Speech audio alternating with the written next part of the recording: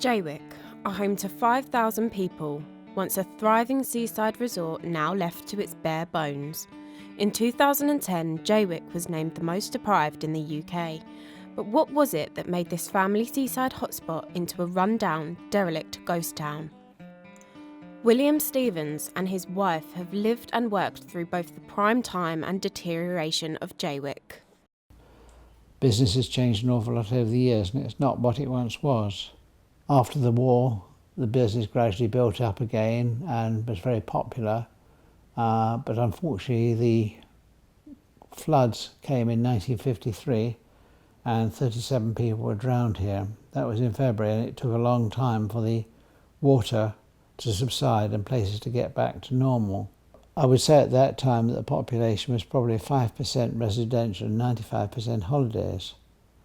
But within 10 years, because of the onset of cheap holidays and people going abroad, it changed quite dramatically. People realised that for what it cost them to have a holiday in Jaywick, they could fly abroad and have a guaranteed sunshine wherever they went.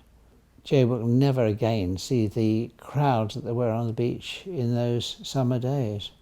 A seaside resort boasting beautiful beaches, but it's the people that have been washed away, leaving only memories behind. Location-wise, you couldn't want anywhere better, except people say, right, you live in Jaywick, what about the Brooklands and Grasslands area?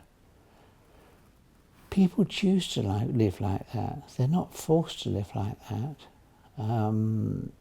If they don't like it, then move out. I've often said that what Jaywick needs is not little bits of sticking plaster. It needs a 50-year plan.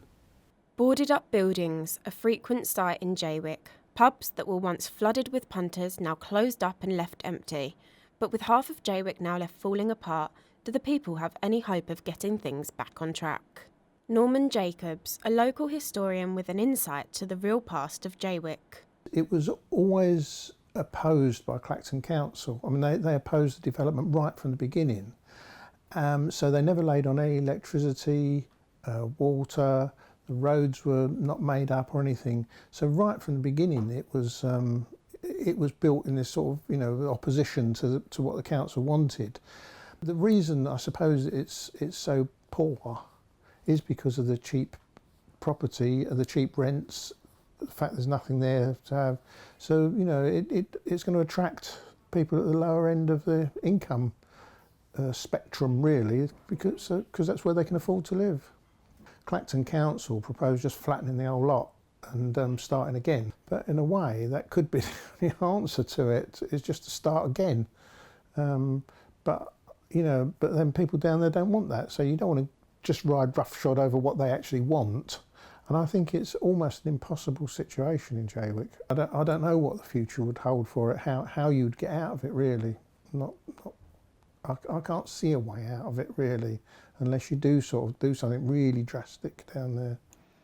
A beautiful seaside resort gone to wreck and ruin. It's hard to believe that it was once swimming with holidaymakers.